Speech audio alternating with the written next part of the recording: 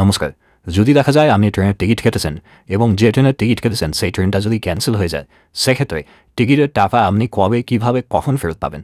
আজকের ভিডিওতে আমরা সেটাই আলোচনা করব। ধরা যাক আপনি অনলাইনের মাধ্যমে একটি টিকিট বুকিং করেছেন, সেটা যে কোনো প্ল্যাটফর্ম থেকে হতে পারে, ফোনপে, পেটিএম বা আইআরসিটিসির নিউজ ওয়েবসাইট থেকেও হতে পারে। সেটা ওয়েটিং টিকিট আছে অথবা কনফার্ম টিকিট আছে। দেখা গেল আপনার কাছে হয়তো SMS এলো যে তারিখে আপনি যাবেন সেই তারিখে ট্রেন ক্যান্সেল হয়ে গেছে। সেক্ষেত্রে আপনার কী করা উচিত? এক্ষেত্রে দুটো অপশন আপনার কাছে আছে। আপনি নিজে থেকে ক্যান্সেল করতে পারেন ট্রেনের টিকিটটি, অথবা রেলের উপর ছেড়ে দিন, রেলই ক্যান্সেল করে আপনাকে টোটাল টাকাটা রিফান্ড করে দেবে। এবার কোন ক্ষেত্রে কত টাকা রিফান্ড পাবেন সেটা এবার দেখে নিয়ে যাক।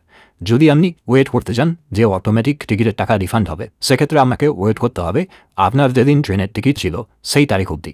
যখনই সেই তারিখ আসবে এবং ট্রেন ছাড়ার যে সময় আছে সেই টাইমটা পেরিয়ে যাবে, তখন আপনি দেখতে পাবেন চেক করে আপনার টিকিট ক্যান্সেল হয়ে গেছে। মানে ধরা যাক আপনার ট্রেনের টিকিট আছে 10 তারিখ, আপনি হয়তো 1 তারিখেই SMS পেয়ে গেছেন যে আপনার ট্রেন ক্যান্সেল। আপনি তখন যদি অ্যাপ চেক করেন বা PNR স্ট্যাটাস চেক করেন, তখন কিন্তু আপনার টিকিটে ক্যান্সেল লেখাটি আসবে না। তাহলে টিকিটে ক্যান্সেল লেখাটি কখন আসবে?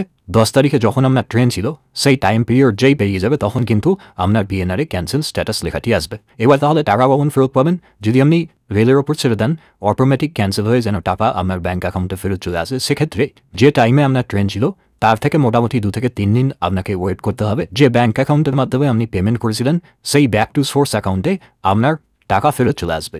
এখানে কিন্তু রেলওয়ে কোনো রকম চার্জ কাটবে না, অটোমেটিক পুরো টাকা ফেরত আসবে। এবার অন্যান্য প্ল্যাটফর্ম থেকে আমরা যখন ট্রেনের টিকিট বুকিং করেন, সেক্ষেত্রে কনভিনিয়েন্স ফি, GST, এই যে চার্জগুলো লাগে, এক্সট্রা চার্জ যেগুলো, বা এজেন্ট পোর্টাল থেকে করলে এজেন্ট সার্ভিস চার্জ যেগুলো লাগে, সেগুলো কিন্তু আপনি ফেরত পাবেন না। ট্রেনের যে বেস ফেয়ার আছে সেটা কিন্তু আপনি টোটালটাই ফেরত পেয়ে যাবেন, কোনো রকম টাকা কিন্তু রেল এখানে কাটবে না। তবে কোনো সময় দেখা যায় ট্রেন ক্যান্সেল থাকা সত্ত্বেও আপনি কিন্তু কোনো রকম টাকা ফেরত পাবেন না। এরকম কখন হয়? ধরা যাক একই রকমভাবে আপনার হয়তো 10 তারিখে ট্রেন আছে, 1 তারিখে আপনি হয়তো SMS পেলেন যে আপনার যে ট্রেনে যাওয়ার কথা ছিল সেই ট্রেনটি ক্যান্সেল হয়ে গেছে।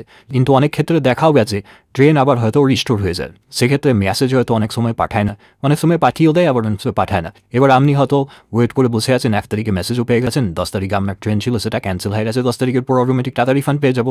এটা কিন্তু অনেক সময় হয় না। ট্রেন যদি রিস্টোর হয়ে যায় তাহলে তো আপনার ওই টিকিটকে আবার ভ্যালিড হয়ে যাচ্ছে, তখন তো ট্রেন আবার চলতে শুরু করছে। এবার যারা প্যাসেঞ্জার ছিলেন তাদের প্রত্যেকের টিকিটই তখন বৈধ হয়ে যাচ্ছে। সেক্ষেত্রে আপনাকে ওয়েবসাইটে বারবার নজর রাখতে হবে যে ট্রেনটি আপনি যেদিন যাবেন সেদিন পর্যন্ত ক্যান্সেল আছে কিনা। যদি ট্রেন রিস্টোর হয়ে যায় তাহলে আপনাকে ওয়েট করেই যেতে হবে, আপনার কিন্তু টাকা ফেরত আসবে না। আর 2 নম্বর আর একটা শর্ত হচ্ছে, ধরা যাক আপনার 10 তারিখে ট্রেন আছে, আপনি 1 তারিখে SMS পেয়ে গেলেন যে আপনার ট্রেন ক্যান্সেল। সেক্ষেত্রে আপনি যদি নিজে থেকে ক্যান্সেল করেন তখন কিন্তু আপনাকে চার্জ পেমেন্ট করতে হবে। এবার কোন ক্ষেত্রে কত টাকা চার্জ কাটা হবে, মানে আপনার টিকিটটি ওয়েটিং অবস্থায় আছে না কনফার্ম অবস্থায় আছে, কোন ক্লাসের টিকিট আছে, কতক্ষণ আগে আপনি ট্রেনের টিকিটটি ক্যান্সেল করেছেন, সেটা বিচার বিবেচনা করে তবেই কিন্তু আপনার কাছে টাকা রিফান্ড আসবে। সেই রিলেটেড ভিডিও অলরেডি আমার ইউটিউব চ্যানেলে আছে, মানে টিকিট কোন ক্লাসের কখন ক্যান্সেল করলে কত টাকা ফেরত আসে সেটা কিন্তু সেখানে বিস্তারিত আলোচনা করা আছে। অবশ্যই সেই ভিডিওটি একবার দেখে নেবেন। আশা করি আপনাদেরকে বোঝাতে পারলাম ট্রেন যদি ক্যান্সেল হয়ে গিয়ে থাকে তাহলে টাকা রিফান্ড কোন প্রসেসে আপনার ব্যাঙ্ক অ্যাকাউন্টে হবে। আশা করি আজকের এই ভিডিওটি আপনাদের ভালো লেগেছে। যদি ভালো লেগে থাকে অবশ্যই একটি লাইক করবেন। ভিডিও দেখার জন্য অসংখ্য ধন্যবাদ। ভালো থাকবেন।